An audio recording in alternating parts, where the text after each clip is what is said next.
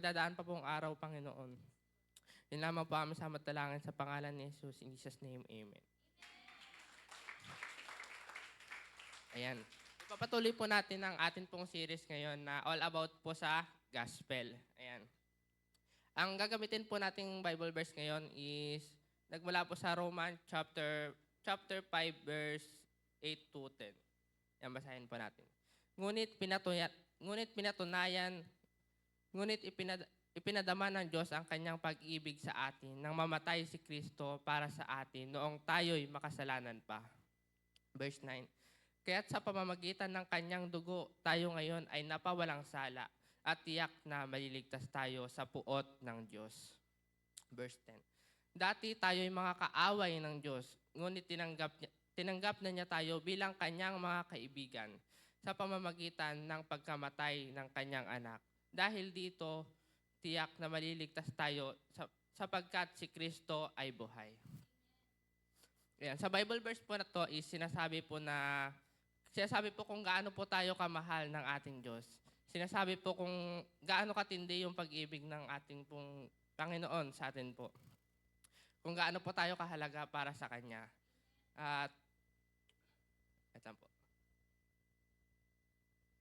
Do you imagine po na from being enemy of God, naging kaibigan po tayo ng Diyos. Mula sa pagiging kaaway po, naging kakampi po natin yung atin pong Panginoon. Ito po ay dahil hindi po dahil naging mabuti tayo, hindi po dahil naging masunurin tayong mga bata, naging masunurin tayong tao. Dahil sinabi po dito, inibig po tayo na sinabi po dito na naging sinabi po dito na ano po, tawag dito. Dahil po iyon sa pagkamatay po ni Jesus Christ sa cross. Ito po ay dahil sa pagsasacrifice po ng buhay ng atin pong Diyos para po sa atin, para maging kaibigan po tayo ng atin pong Diyos. And alam niyo po, once na sumampalataya po tayo, once na nakakilala po tayo sa ating Diyos, magkakaroon po ng malaking changes yung buhay natin. Magkakaroon po ng malaking pagbabago. And isa po sa sa testimony ko, alam ko po, isa rin po ako sa naging kabataan na na parang minsan kinakabahan lagi. Tulad po ngayon.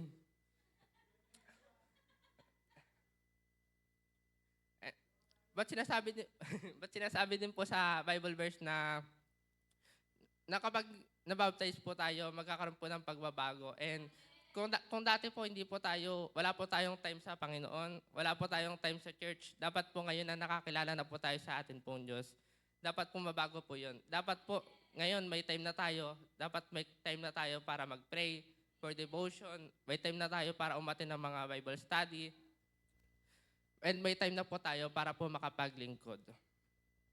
And kung dati po, hindi po natin kayang sabihin yung kabutihan ng Diyos, kung dati po hindi po natin kaya maging testimony, dapat ngayon po na nakakilala po tayo sa atin pong Panginoon, maging living testimony po tayo sa kabutihan po ng Diyos sa buhay po natin. And alam niyo po, every time po na na-assign ako noong nakaraan po sa morning devotion, ngayon po sa moment of inspiration, and sa iba pa pong parang naisip ko, ang hirap naman. Naisip ko na parang ang hirap-hirap gawin. Kasi parang natatapat po na madaming schedule, madami pong mga schoolwork, natatapat po. Yung parang, alam niyo po yun, yung parang naisip ko, parang alam nila yung schedule ng school, ng mga gawain sa school, tapos tinatapat nila doon. Minsan po naisip ko yung ganun, parang nadadagdagan po. Pero alam niyo po, yung sacrifice po na ginagawa natin ngayon sa paglilingkod, yung sacrifice na natin sa mga bawat gawain, ikit po dyan yung sacrifice ni Jesus para po sa atin. Dahil alam niyo po ako, tatayo lang ako dito. Magsishare po sa harap ng mga tao, tapos kinakabahan pa. Pero po si Jesus, alam niyo po, yung Diyos po na nag-sacrifice po ng buhay para sa akin, hindi lang po siya tumayo, nakapako po siya sa cross. Amen. Para po sa atin. Kaya wag po natin sayangin yung pagkakataon. Wag po natin sayangin yung i-sacrifice ni Jesus para po sa atin. Wag po natin sayangin yun. Kaya hanggat may time pa po, sikapin po natin mapakinggan yung good news of salvation, yung gospel po. Yun lamang po.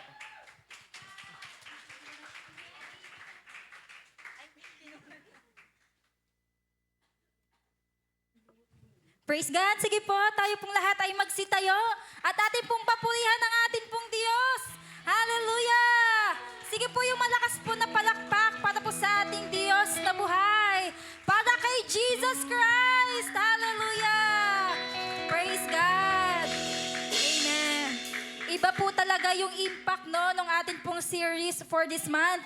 Yung gospel series, pwede po ba nating palakpakan ng malakas si Jesus Christ? Hallelujah! Salamat po, Panginoon, sa iyo pong gawang tinapos. And speaking of the gospel, I'm so blessed kasi patuloy pong kumikilos ang Diyos sa buhay po ng bawat kabataan sa atin pong lahat. Nung nakaraang Sunday po ay meron pong mga bagong kaluluwa. May mga bagong kabataan po na kinatagpo ng atin pong Panginoon. Hallelujah! Tunay nga po na ang salita ng Diyos ay buhay. At sa umaga pong ito, atin pong panalangin ng lahat na patuloy pong mag-manifest and kumilos ang salita ng Diyos sa atin pong mga buhay. Hallelujah! And this morning, mga kabataan, patuloy po nating sasariwain ang gawang tinapos ng ating Panginoong Jesus. Hallelujah!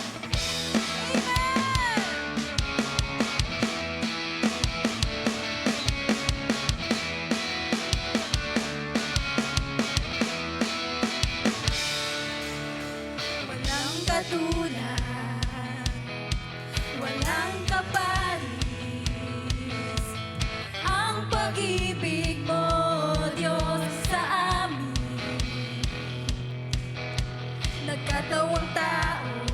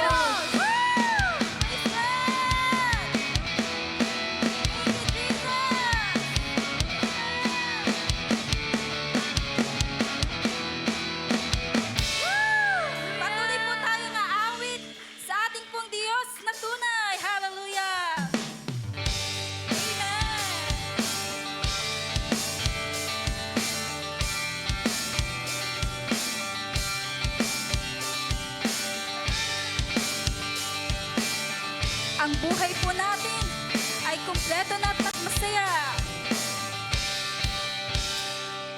Ang buhay ko'y kumpletong masaya, sa piling mo'y payapa, nang dahil sa mabuting balita, kaligtasan ay nasa akin na. Minsan pa, ang buhay ko'y kumpletong masaya, sa piling mo'y payapa, nang dahil sa mabuting balita, kaligtasan ay nasa akin na. Kay ganda, Jesus, kay ganda, Jesus, nakamamangha.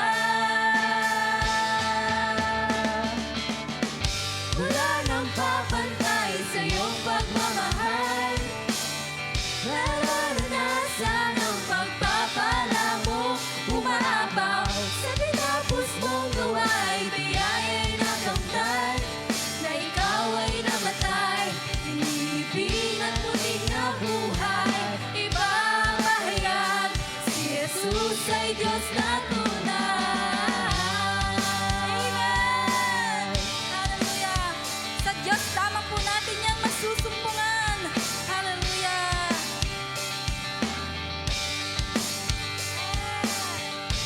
Minsan pa, atin pong sabay-sabay na awitin.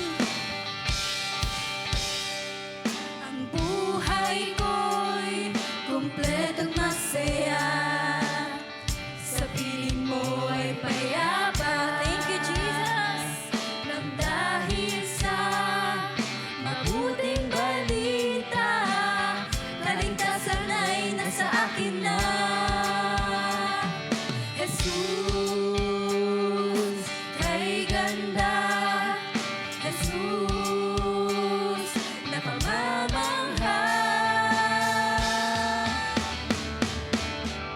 Wala nang papantay sa iyong pagmamahal, nararanasan ang pagpapala mo, umaapaw sa tinapos mong gawa'y biyaya'y nakamtan, na ikaw ay namatay, inilibing at muling nabuhay, ipapahayag si Jesus ay Diyos na tunay. Wala nang papantay sa iyong pagmamahal, nararanasan ang pagpapala mo, umaapaw sa tinapos mong gawa'y biyaya'y nakamtan, na ikaw ay namatay, inilibing at muling nabuhay, ipapahayag si Jesus ay Diyos na tunay. Amen! Hallelujah! Ikaw po ang aming Diyos na tunay, Panginoon. Hallelujah!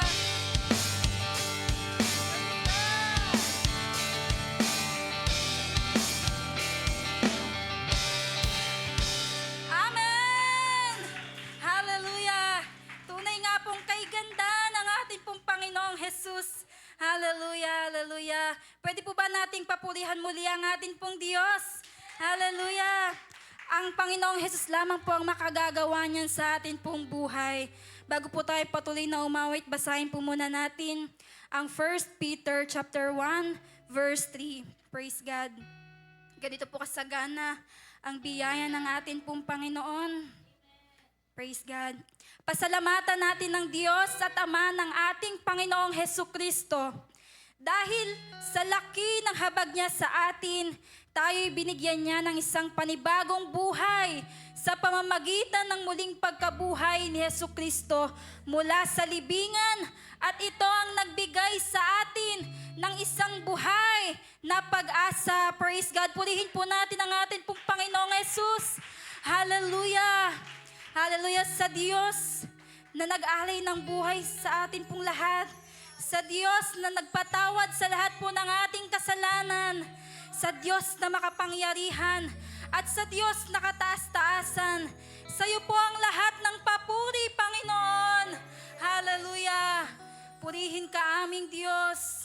Purihin ka, Panginoon. Praise God.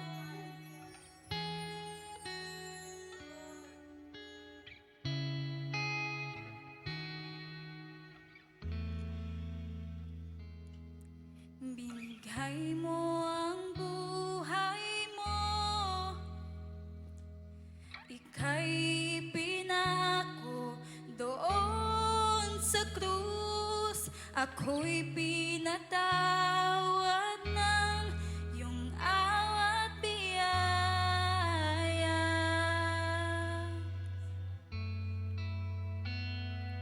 Ikaw ang kayamanan ko, tanging dahilan ng buhay ko. Sa Diyos na karapat-dapat, buhay ko'y ialay.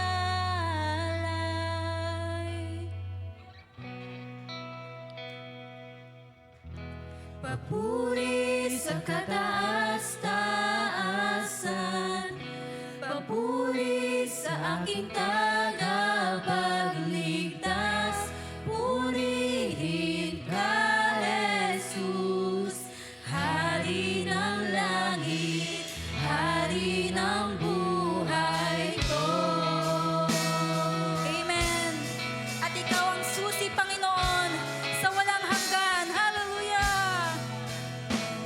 Ang pintuan ng puso ko'y iyong binuksan, dahil hawak mo ang susi sa walang hanggan. Pagkat ika'y namatay at nabuhay muli. Papuri sa kataas-taasan, papuri sa aking tagapagligtas. Purihin ka, Jesus, Hari ng langit, Hari ng buhay ko. Papuri sa kataas-taasan, papuri sa aking tagapagligtas. Purihin ka, Jesus, Hari ng langit, Hari ng buhay ko.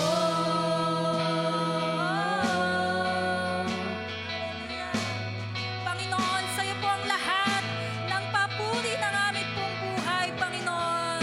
Hallelujah. Sabay-sabay po nating awitin. Lahat ng papuri sa iyo lamang, ang buhay ko'y sa iyo. Lahat ng papuri sa iyo lamang, ang buhay ko'y sa iyo. Lahat ng papuri sa iyo lamang, ang buhay ko'y sa iyo. Lahat ng papuri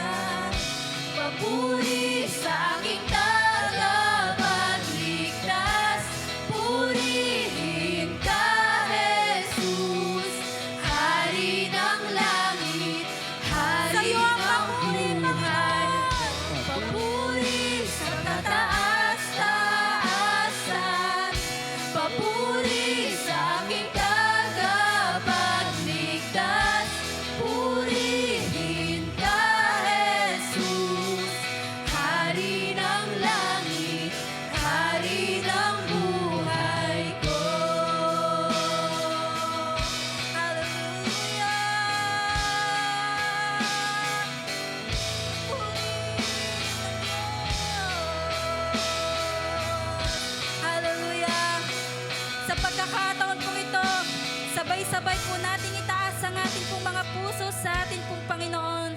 Sa Diyos na nagalay ng Kanya pong buhay para po sa ating lahat. At sa Diyos na umako ng lahat ng parusa. Hallelujah! Karapat-dapat lamang na itaas natin ang ating mga papuri para sa ating kataas-taasang Diyos. Hallelujah! Sa pagkakataon pong ito, pwede po ba nating iparinig sa Diyos ang papuri na nanggagaling po sa ating mga puso? Hallelujah! Atin pong iparinig sa Diyos ang papuri na nararapat sa Kanya. Hallelujah! Puri sa kataas-taasan, puri sa aking tagapagligtas, purihin ka, Jesus, Hari ng langit, Yung mas malakas pa na papuri sa Diyos. Papuri sa kataas-taasan, Yes, oh God. Hallelujah. Sa'yo lamang ang lahat ng kapurihan. Hallelujah, Tagapagligtas, Jesus. purihin ka, Jesus, Hari Ito na po ang ng ating huling awit. langit, Atin na po Hari itaas ng ang pangalan ng buhay. Diyos. Puri sa kataas-taasan, puri sa aking tagapagligtas, purihin ka, Jesus, Hari ng langit, Hari ng buhay, Hari ng langit, Hari ng buhay, Hari ng langit, Hari ng buhay ko. Praise you, Jesus. Hallelujah.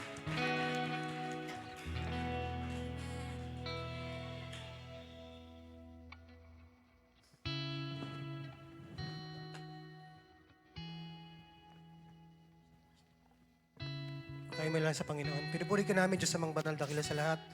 Ama, kami po ay nagpapatuloy nagpapasalamat, O Diyos, sa panibagong pagkakataon na yung mga kabataan, O Diyos, ay muli mo tinipon sa lugar na kusay kayo sasambahin, Panginoon. At muli nga kang papupurihan sa lahat ng kabutihan niyo, O Diyos. Dalangin namin sa magupang ito, kayo po ay patuloy pong magturo po sa buhay po namin. Nawa ang aming pong puso ay magsilpong matamang lupa na pagtatamnan, O Diyos, ng iyong mga salita. Sinang binabalik ang lahat ng karangalan at kapurihan sa pangalan mo po, Jesus, na tayo magsabi ng Amen.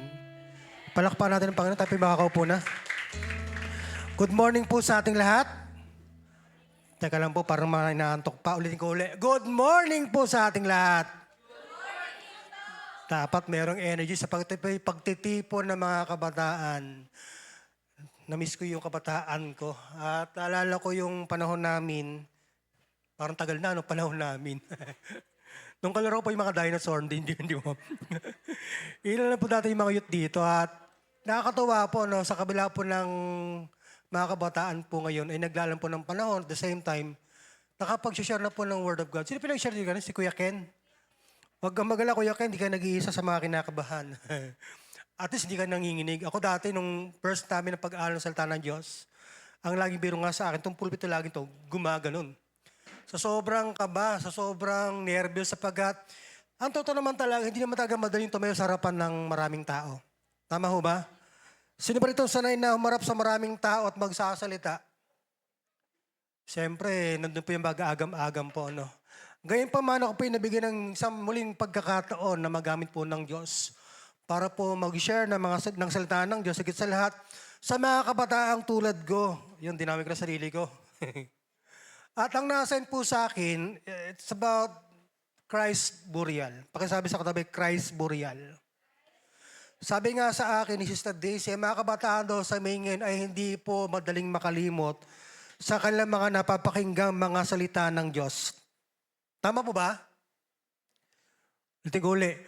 Ang patotoo lang ating Sister Daisy o Preacher Daisy, ang mga kabataan daw ngayon sa ating main church ay hindi raw madaling makalimot sa mga kanilang napapakinggang Word of God. Amen po ba? So, konting recap tayo about the duration, no? Ano po yung nakaraang topic nung nakaraang linggo? Yamang tayo po ay nasa gospel. Ano po yung unang binahagi? Patungkol po saan? Saan pa? Patungkol po sa kamatayan ni Kristo. Pag sa gising gospel, tatlo yan. Death, burial, and resurrection. Hindi po yung death sabay resurrection. Huwag natin kakalimutan yung higit na mahalaga. Isang mahalaga na parte po ng gospel is burial. Ano po yung pinto ni Pastor Alvin? Patungkol po sa kamatayan ng ating Panginoong Jesucristo. Stock knowledge po, meron po naalala? Ano po yung significance ng death ni Jesus Christ sa cross? Taas nga po ang kamay ng mga malalaya ng kabataan.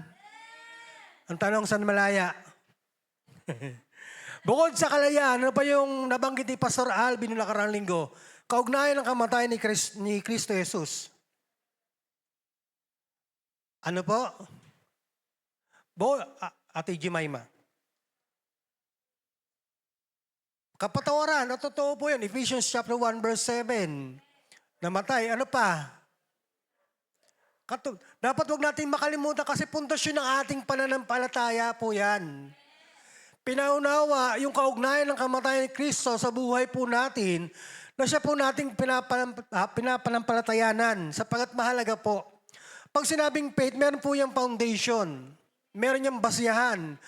At bilang isang Kristiyano, hindi po tayo nanguhula. Dapat wag nating makalimutan at alam lagi natin yung ating sinasampalatayanan sa ating Panginoong Jesucristo. Bago ko magsimula, I would like to quote yung sinabi ng isang lingkod ng Diyos. Bakit nga ba mayroong pangangaral ng salita ng Diyos? Bakit nga ba mayroong mga pagtuturo? Bakit nga ba mahalagang pagbulay-bulay ng salita ng Diyos? Sabi ng isang lingkod, sa buhay po ni Benny Hinn, sabi rin, if you do not fill your life with the Word, your life will be filled by the world. If you say no to the word, you just say yes to the word. Alam niyo po, kaya patuloy po yung pangangaral ng salita ng Diyos para ang buhay po natin ay mapuno po nito. Sapagat kung ang isang buhay ng isang kabataan o isang Kristiyano ay hindi po mapupuno ng salita ng Diyos, ano kaya ang pupuno dito? Ano pa yung kabila? Malamang punong-puno po ng mundo. At kung tayo tumatanggi sa salita ng Diyos, sa paano para tayo tumatanggi? Yung wala tayong panahon. Ibig sabihin, mas pinapanigan natin yung mundo. In John chapter 19, pinaka-text verse po natin. John 19:38-42. Ito po yung ating pagtatalakay. Basahin po natin. Pagkatapos nito, si Jose na taga-Arimatea ay nagsadya kay Pilato upang humingi ng pahintulot na makuha ang bangkay ni Jesus. Si Jose ay isang alagad ni Jesus, ngunit palim lamang dahil sa takot niya sa mga Hudyo. Pinahintulutan naman siya ni Pilato kaya't kinuha niya ang bangkay ni Jesus. Kasama rin niya si Nicodemo, ang taong nagsadya kay Jesus isang gabi. May dala siyang pabango, mga 30 kilong pinaghalong mira at alo. Kinuha nila ang bangkay ni Jesus at nilagyan ng pabango, habang binabalot sa isang mamahaling tela ayon sa kaugalian ng mga Hudyo. Malapit sa pinagpakuan kay Jesus ay may isang halaman at dito may isang bagong libingan. Hindi pa napaglilibingan, dahil doon ay bisperas ng araw ng pamahinga at dahil sa malapit naman ang libingan ito, doon nila inilibing si Jesus. So ang Diyos po magpala sa kanyang mga salita. Palakpakan po natin ang pagkakabasa ng salita ng Diyos. So ang topic natin is about Jesus burial. Ang tema po natin, understanding the significance of Christ's burial. Kaya mahalagang mayroong pag-aaral kasi kung di tayo mapupuno ng salita ng Diyos, baka isa po tayo sa magbabakasakali kung ano nga ba yung kahulugan ng kamatayan, kung ano nga ba yung kahulugan ng paglilibing, at kung ano nga ba yung kahulugan ng muling pagkabuhay ng ating Panginoon. Pero kagandahan po rito, tayo po inaturuan ng ating punong lingkod ng katotohanan patungkol po sa mabuting balita. Yan mga itong lingkod dati, pagugulita po natin sa dakilang bagay na ginawa ni Jesus. Ano po yun? Yung siya po ay nagsakripisyo sa krus ng Kalbaryo. Sabi nga ni Kuya Ken kanino, kanyang text verse, Romans chapter 5 verse 8. Kung ating paparaphrase yun, kung kailan tayo pinakamasama, kung kailan tayo pinakawalang kwenta, kung kailan tayo mahina, doon daw ipinadama ng Diyos yung kanyang pag-ibig. Di ba sarap isipin? No? Kasi sa tao, hindi po mangyayari yun. Kung mahina ka, di mahina ka. Kung mayroon ka pagkakamali, di ka na mamamahalin eh. Pero you try to imagine, grabe yung pag-ibig ni Jesus sa atin. So, konting overview po sa ating text verse na binasa. Meron po tinatawag na key figures po doon. Meron 2 taon doon na kakaiba po ang ginawa. Sabi nga sa pag-aaral, sa tinatawag na silent followers. Pakisabi sa katabi, silent followers. Sino po yung 2 na yun sa ating binasa? Si Joseph ng Arimathea at si Nicodemus. Sino nga ba si Joseph ng Arimathea sa kanyang pagpapakilala? Sabi sa Matthew chapter 27 verse 57, isa po siyang mayaman na tagasunod ni Jesus. Hindi ko na babasahin, no? Nandiyan ba yung mga text verse? Sa Contemporary English Version of the Bible. Sunod, ang pakilala kay Joseph ng Bible, siya raw ay isang matapang. Di lang matapang, siya ay isang respetadong mataas na merong katungkulan sa mga Hudyo. Mabasa po yan sa Mark chapter 15 verse 43. Sino pa si Joseph? Sabi sa Mark naman, sa Luke naman, siya ay pinapakilalang isang mabuti. Pakisabi sa katabi, isang mabuti. Pag sinabing honest, ang bigit-banggitin, no? Parang nakakaingit. Sana all. An honest man. Taas nga po ang kamay ng mga honest. Kahit pa kunwari daw, taas daw tayo. Act of faith. Honest man. So ang ganda ng patotoo po ng Bible, no? And try to imagine kung kailan namatay na ang ating Panginoon sa Kristo at nangailangan talaga ng merong gaganap sa kanyang paglilibing, meron pong tinugon ng Diyos. Sino po yon? Sa buhay ni Joseph ng Arimathea, na ang kanyang ginawa ay isa po siya sa tumulong para ilibing ang ating Panginoon. Actually, siya yung mayami, siya yung bumili ng libingan. Pangalawang Bible character, key figure sa ating binasa is si Nicodemus. Siguro, pamilya tayo kay Nicodemus, no? Siya yung lumapit sa ating Panginoon, John chapter 3, na nagtanong. At po yung sagot ng ating Panginoon, maliban na ipanganak na muli isang tao, hindi siya paghahari na Jesus. Tuwing gabi po siya nagpapakita sa ating Panginoon. Pero sa pagkakataon pong ito, siya po lumantad na. Sino po si Nicodemus? Sabi sa John chapter 3 verse 1, isa po siyang Pariseo. Sabi sa katabi, Pariseo. At sa text verse na ating binasa, hindi siya Pariseo.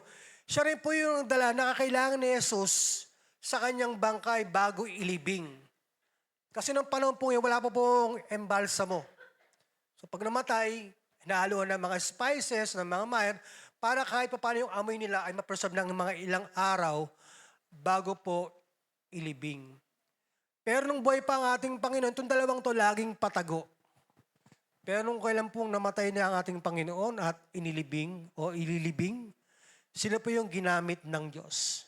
Kung ano ay po yung account ni Matthew, ni Mark, ni Luke, hanggang sa account po ni John, mauunawaan po natin yung kanyang kamatayan talaga ay talagang nakatakda na. Pakisabi sa katabi, nakatakda na. At ano nga ba yung kaugnayan ng kanyang kamatayan sa buhay po natin ngayon?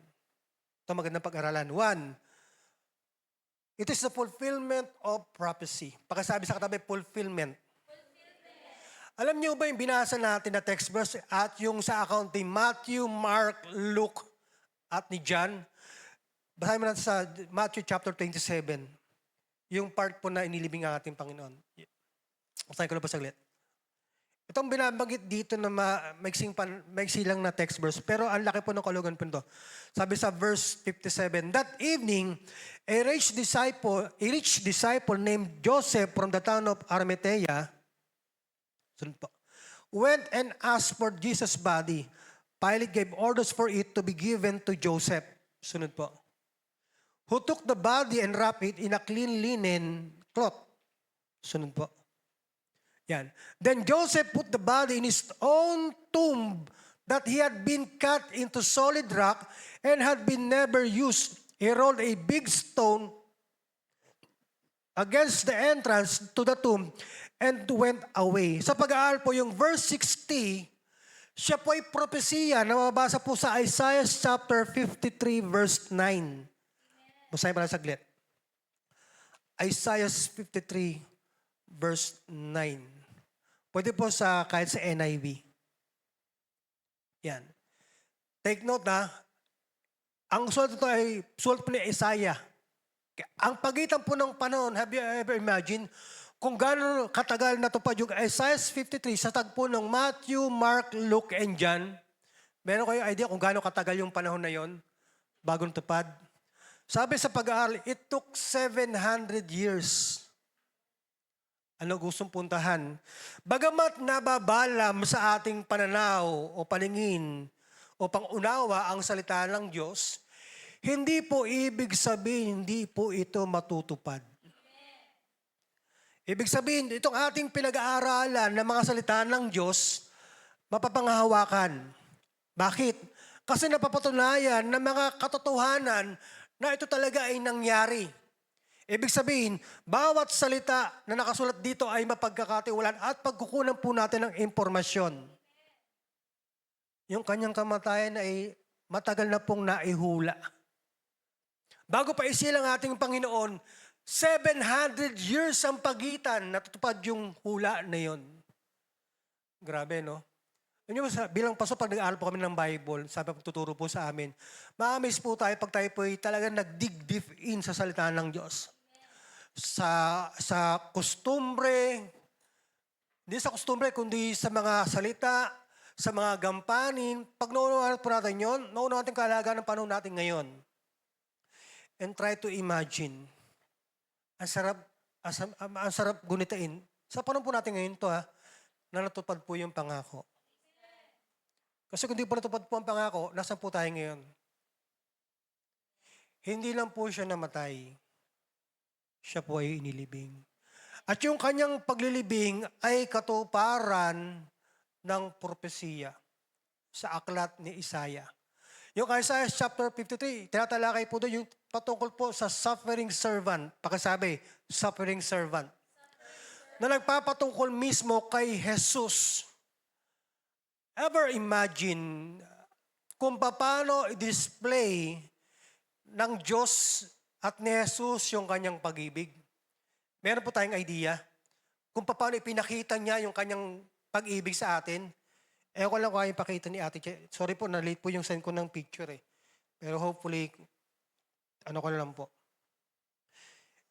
Para po ipakita kung paano tayo minahal ng ating Panginoon. Siguro abot naman sa inyo, no? Ito po yung nangyari sa kanyang katawan. At sa mga malinaw mata, makikita niyo po yan. At ito po yung nangyari sa kanyang likuran. Closest picture ng actual na nangyari sa kanyang katawan. Kita po yung kanyang buto sa likod. At yung katawan po niya ay tad-tad po ng sugat. Romans 5:8, kung kailan tayo makasalanan, doon niya tayo inibig. At yung kanyang pag-ibig, pag ating sinearch yung kanyang katawan, yung kanyang body, sa pangunawa ng tao, siguro maantig ang puso ho natin. Kasi hindi lang may isang sugat eh. Diba itong Semana Santa, tayo muli manood ng Passion of Christ. Sino po nakapanood ng Passion of Christ dito? Encourage po mag-film showing po tayo ng Passion of Christ sa mga kabataan para maunawaan po nila kung gaano kami nahal ng Diyos. Pakisabi sa katabi, mahal ka ng Diyos. At yung kanyang kamatayan, kumanda po sa paglilibing. Fulfillment of prophecy. Sarap, no? Ibig sabihin ito ating pinag-aaralang salita ng Diyos, totoo. Walang ibang libro ang kaya magpaliwanag na nakaraan, kasalukuyan at hinaharap. Bible po yan. Sa Old Testament, more on history hanggang sa New Testament. Sa latter part, more on prophecy. And we are looking forward sa kanyang pangako. Ano po yun? Yung kanyang muling pagbabalik. Palakpakan natin ang Panginoon. So the significance of Christ's burial, first, it is a fulfillment of prophecy. Saan po aklat kinuha?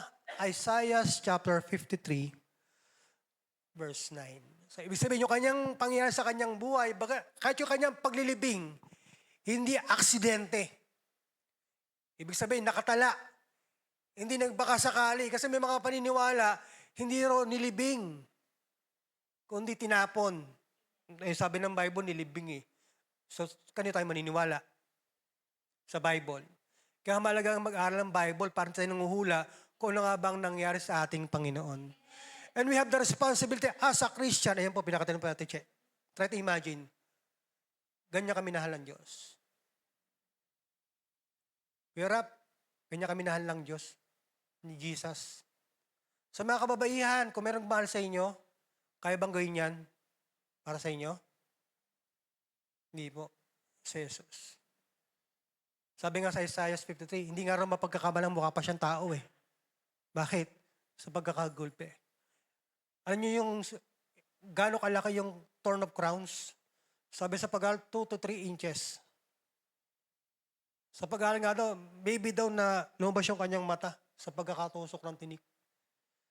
Pero lahat yung tiniis niya. Yan ang kaugnayan ng kamatayan. Pero hindi po siya namatay lang, siya po ay nilibing. Second, significance of Christ that it is the proof of He really died. Totoo po siya namatay. Kasi may mga paniniwala po, hindi po siya totoong namatay. Kaya mga kabataan, it is a dangerous thing na sa ating pakikinig sa online, sa YouTube, o sa Google, ikumpara po natin kung ano yung sinasabi ng salita ng Diyos.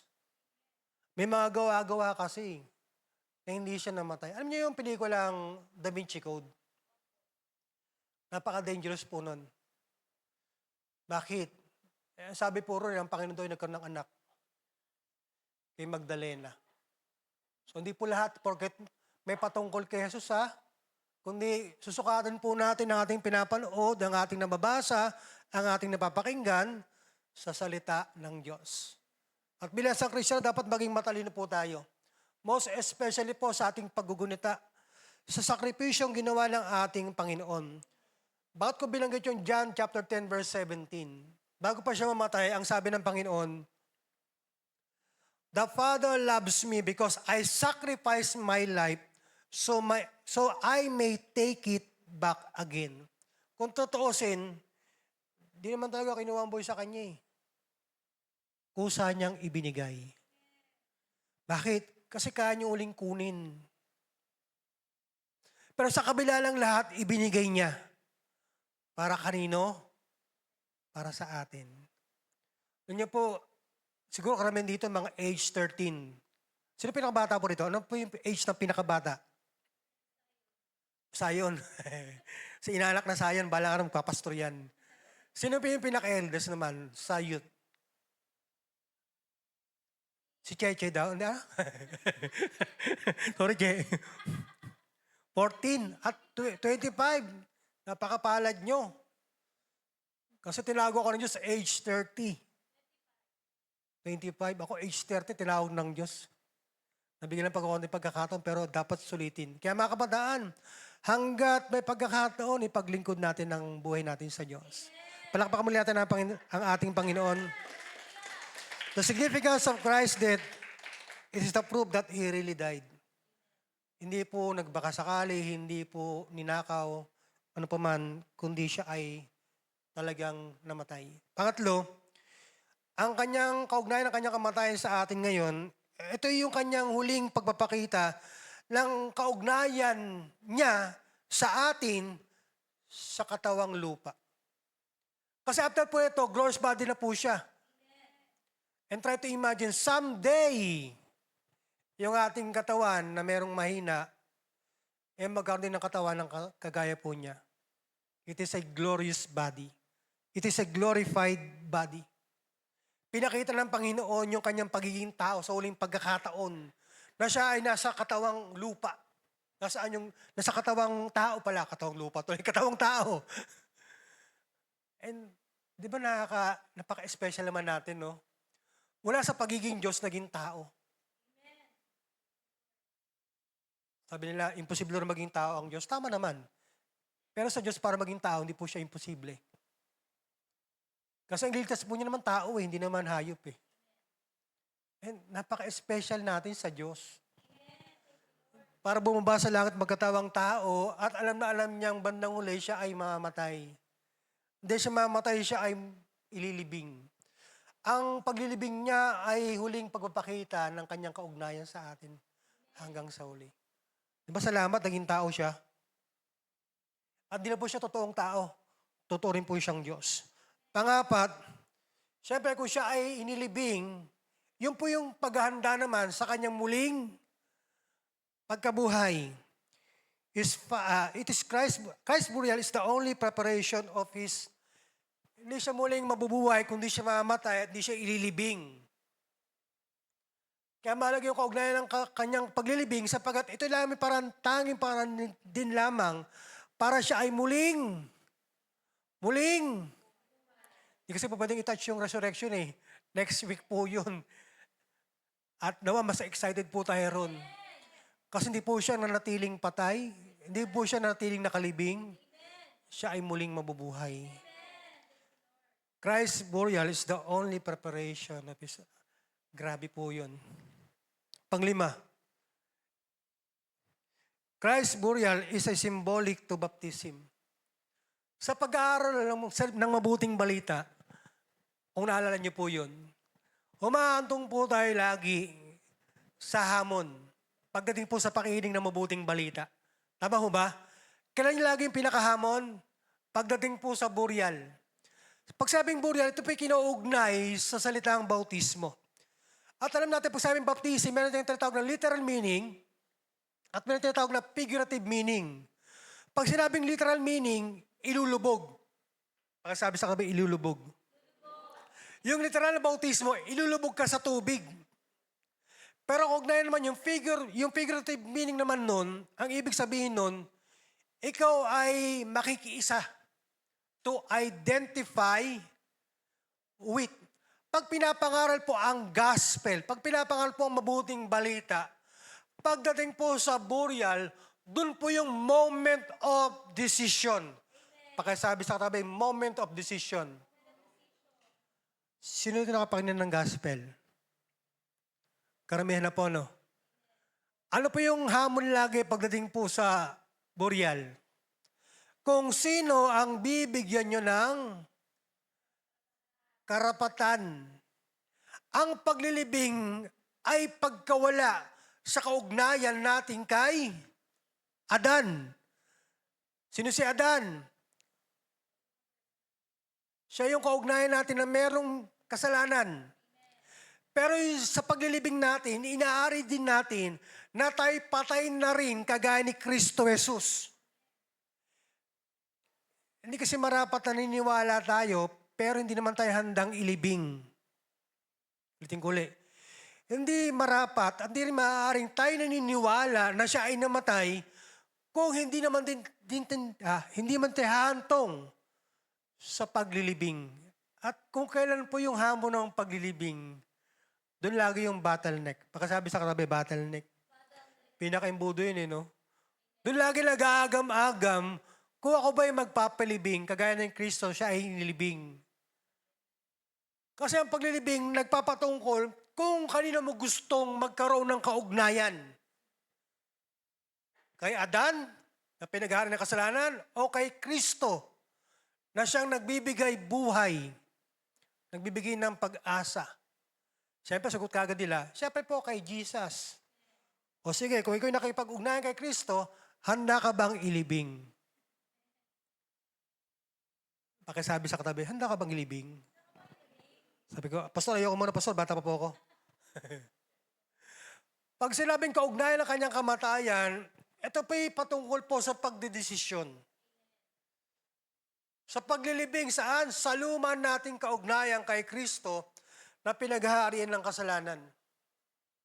At kung tayo mamamatay kagaya at ililibing sa muling pag-ahon, yung ating kaugnayan kay Adan ay napuputol na. Kanina po tayo nakipag-ugnay ngayon? Kay Kristo. Kung ating isasalamin po sa buhay natin ngayon, marami namang naniniwala kay Jesus. Actually, napapanood niya yung ginawa niya eh. Taon-taon.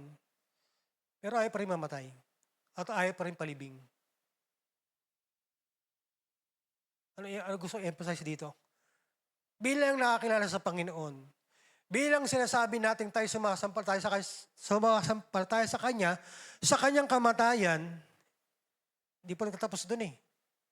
Dapat din tayong malibing. Ibig sabihin, dapat hindi po nakikita po sa atin yung luma. At sa kabataan pa naman, napakadaming challenges. Napakadaming dapat ilibing. Nung kabataan ko po, nung nilibing ako ni Pastor, halos gigil eh. Sabi, ang bait-bait mo. Dati ang paglilibing namin sa ilog eh. Yung may dumadalay pang, alam mo na. Pero hindi eh. Ang challenge sa atin ngayon, hindi lang po tayo natapos sa kamatayan. Dapat handa rin tayo malibing. Ang dami kasing kabataan yan, ayaw mong malibing. Laging bumabalik. Dapat maging matalino po tayo. Kasi bibihira po yung kabataang tumutugon sa gawain ng Diyos. Bibihira po yung kabataang hindi po nahihiya para po sa gawain ng Diyos.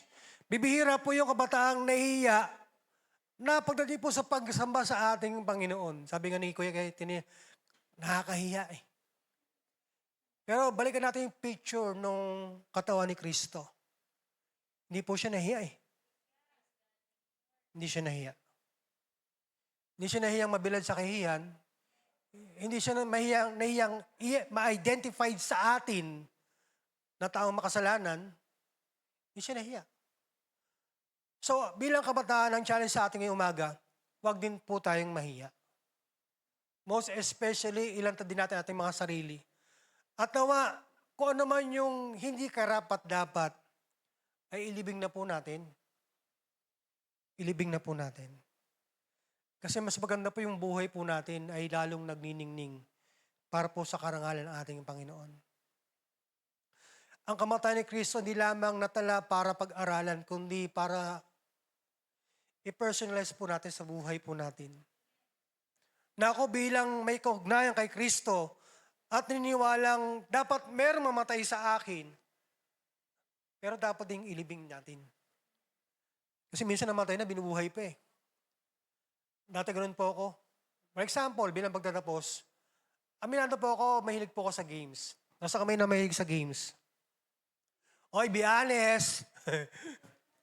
Kasi nung panahon namin, nung panahon namin, panahon ng mga dinosaur, yung mga papintero, mga moro-moro, wala na atang ganun ngayon, no?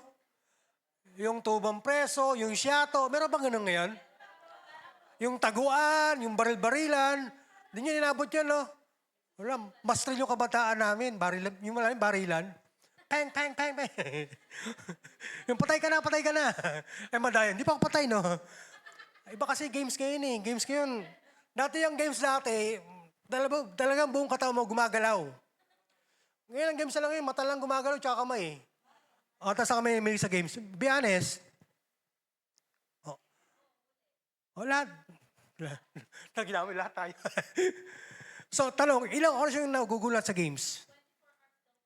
At ilang oras yung nagugugol natin para kay Lord? Huwag niyo ko titignan, parang masama ako.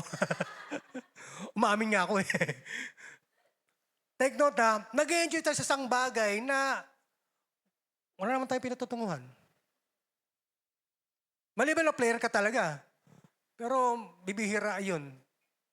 At maliban na yun ang pagkakitaan mo, bibihira din yun. Tata imagine, naubos yung oras natin, mas marami yung oras natin, at galit pa tayo, kakain na, teka lang, Nay! Wait! Yung pinapakain ng galit pa, mamamatay ako, Nay, hinali lang. Sayang na yung bonus. Gali ko dati, pag pinipigilan ako, galit na galit ako eh. Wait lang! Nandun ako sa exciting part. Tapos sa mga gamer, hindi nyo naramdaman yun? Naramdaman ba? Baka ka naghahapon pa kayo eh. Alam nyo naghahapon? Sa games? Ano ibig sabihin na naghahapon sa games? Ano ibig sabihin na naghahapon sa games? Nakamura.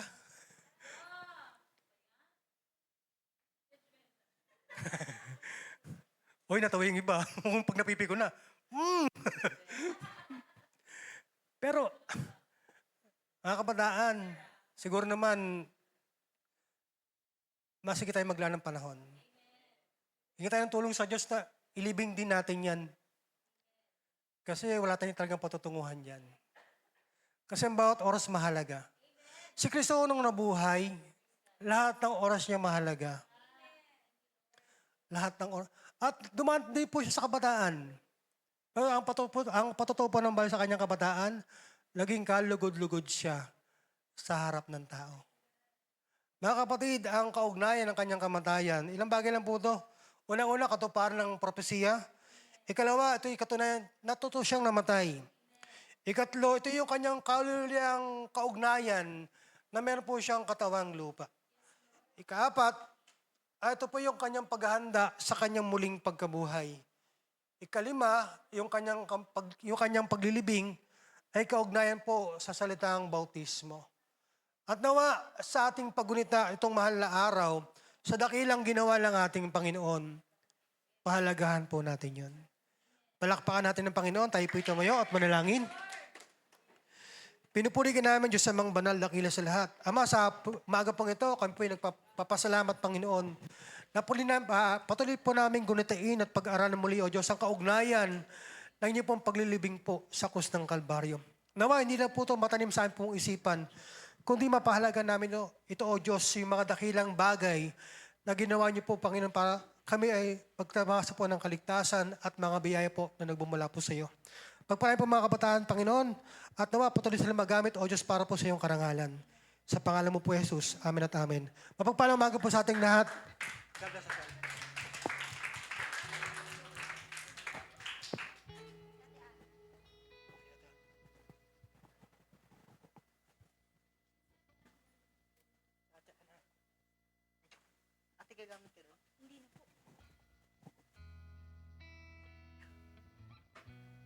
Ayan, mapagpalang hapon po, umaga po sa ating lahat.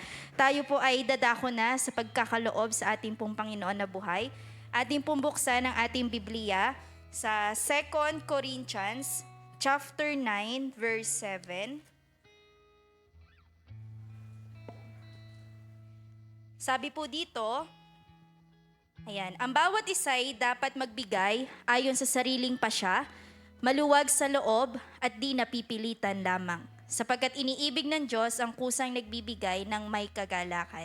Ayan, napakaganda po nung word na ginamit dito sa salita po ng Diyos. Sabi po dito, sariling pagpapasya. Bilang mga kabataan po, tayo, kung paano po tayo nagpasya, nabaguhin po tayo ng Panginoon sa ating po mga buhay.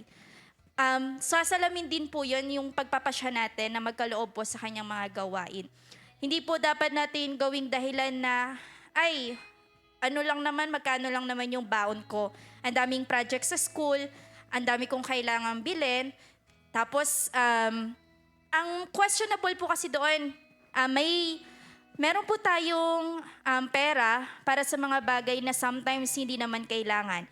Nakaka-order tayo sa Shopee, minsan nakakapag-milk tea, yan. Pero, sometimes nakakalimutan natin na ipagtabi yung para kay Lord. Para po sa mga nagtatrabaho, kaming mga ate na, kuya, ayan, maganda po yung una natin itatabi yung para kay Lord. Sa atin naman po mga estudyante, kahit sabihin natin na palima-limang piso lang yan, 10 piso, pero once na naipon natin siya sa loob ng Monday to Friday, napakalaking bagay po nun. Kasi hindi po mahalaga kay Lord yung, sabi nga, maluwag sa loob at hindi napipilitan. Ang tinitignan po ni Lord kung gaano po ka-pure yung heart natin na magbigay para po sa kanyang gawain. Kasi hindi po natatapos yung pa-attend-attend lamang po tayo. Ang ini-aim po natin, tayo na naligtas, maging channel of blessing po tayo na maging pagpapala din po sa iba na mas marami pa pong kabataan at tao ang makarinig po ng kanyang salita. Yan, sige po, tayo po ay manalangin. Amang Diyos na makapangyarihan, batid po namin kung gaano ka po kabuti sa amin po mga buhay. Lord, maraming salamat sa pag-bless mo po sa amin anumang pong aspect ng aming pong buhay, mula sa kalakasan, buhay, pag-iingat, hallelujah. Gayun din po higit sa lahat, Panginoon, ng pinansyal. Lord, we are praying, Panginoon, na bigyan mo po ng matinding desire ang puso ng bawat isa sa amin. Yung desire, Panginoon, na every cut-off, every week, Panginoon, nakaprepare na po, Lord Jesus, yung aming po magiging kaloob sa iyo. Yung magbibigay kami, Lord, ng bukal po sa aming puso. Yung magbibigay kami, Lord, kasi alam namin na at the end of the day, yung binibigay po namin ay magagamit din po lalo po sa pagpapalago po ng iyo pong gawain.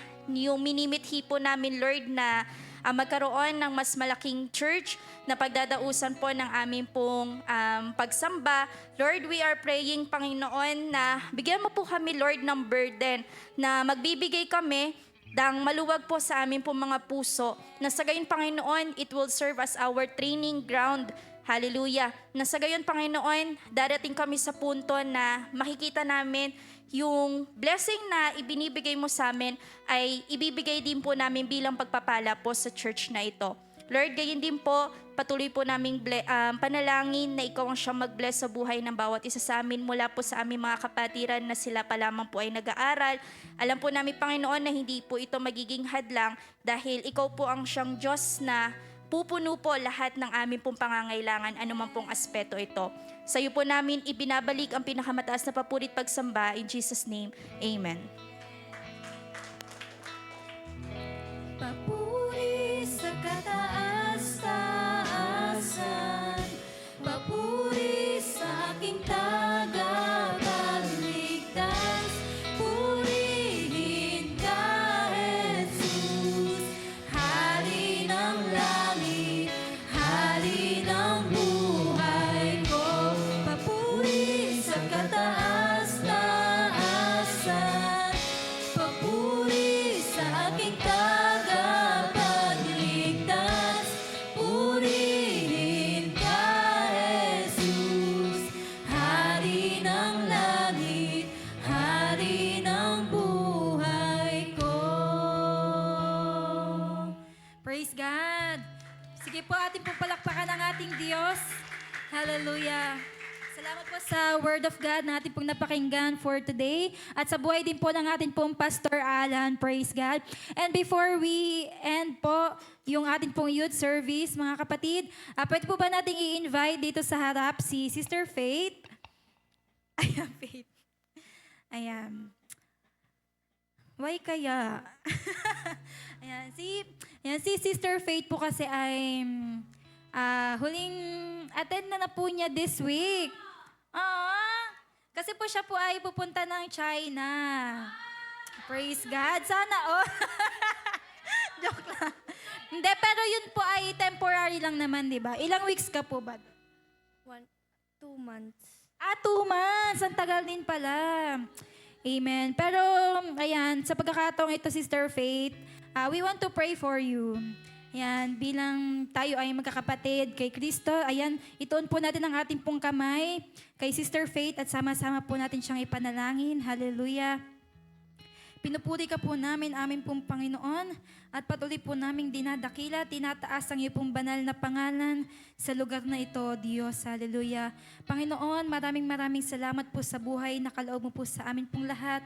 And Lord God, sa pagkakataong ito, we personally pray for the life of Sister Faith, na siya po ay pupunta pong China kasama po ng kanya pong mami, si Sister Ami, at ng kanya pong kapatid na si Sister Kina, Panginoon. Lord God, ikaw po ang siyang patuloy na magprotekta sa kanila pong pag-alis, Panginoon, papuntang China. And Lord God, nawa, saan mo man po siya dalhin, Panginoon, saan man po tumapak ang kanya pong mga paa, nawa, O Diyos, ay hindi po siya makalimot, Panginoon, sa iyong mga salita. Nawa, O Diyos, ay patuloy pa po niya na maitaas sa kanya pong buhay ang iyo pong kadakilaan at ang iyo pong kapangyarihan, Panginoon. Patuloy mo pong pagpalain at palakasin ang kanya pong buhay, Panginoon, at patuloy na magamit pa ang kanyang buhay para po sa iyong karangalan, Panginoon. Lord God, we pray for your safety, Panginoon, sa kanila pong flight. And Lord God, sa mga maiiwan pong pamilya dito po sa Philippines, Lord God, ang kagalakan na nagmumula po sa iyo, ang siyang patuloy na bumalot sa kanila pong pamilya, Panginoon. Sa buhay po ni Sister Amia and ni Kuya Jared, Panginoon. Lord God, kayo po ang patuloy na humawak ng kanila pong buhay at nawa sila po'y patuloy na magpursige sa paglilingkod sa iyo, Panginoon. Lord God, sa pagkakataon pong ito, sa iyo po namin ipinagkakatiwala ang kanila pong buhay at sa iyo po namin itinataas ang binabalik ang pinakamataas na papuri ng aming buhay. In Jesus' name we pray. Everybody say amen. Amen. We will miss you, Ate Faith. Panoorin mo kami palagi sa live. Praise God. Ayan, before we end at tayo po muli ay magpuri sa atin pong Panginoon, sa atin pong Diyos. Welcome, LJ, sa praise team! Yes, answered prayer po kami. Praise God. Welcome, Jules! Praise God! Ayan, salamat po sa kabutihan ng Diyos sa atin pong lahat. Muli po tayong magpuri sa atin pong Diyos na tunay. Hallelujah! Amen!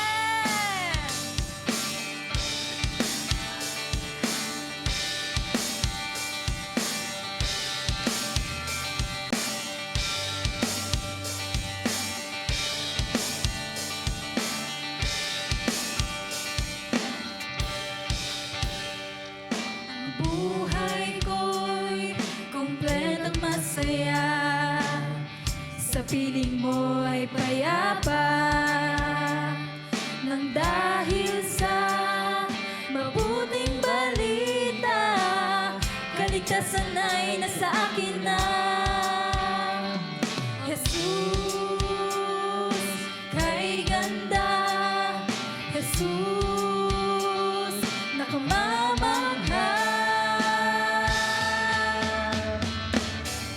Wala nang papantay sa iyong pagmamahal.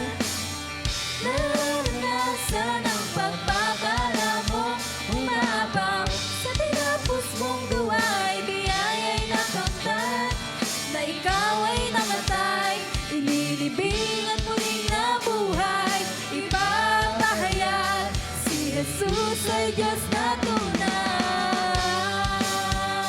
Amen! Hallelujah! Sa iyong presensya, Panginoon, kami po'y masaya. Hallelujah!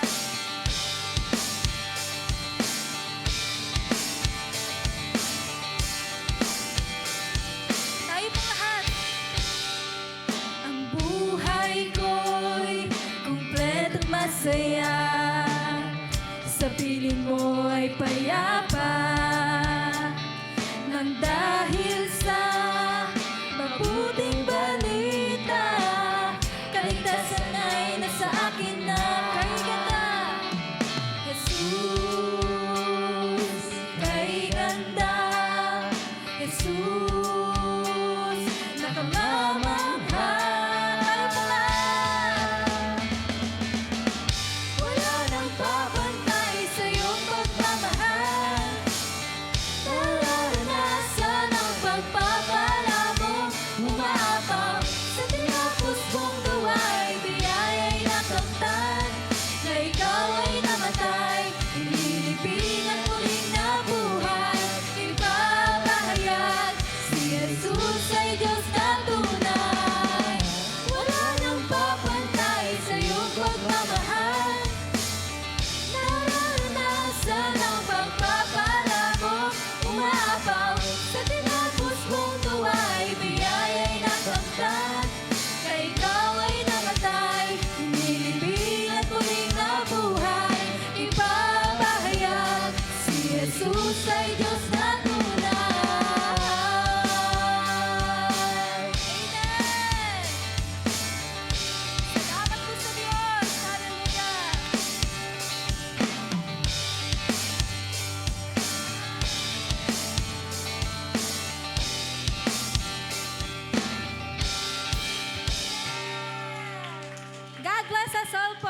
Praise the Lord.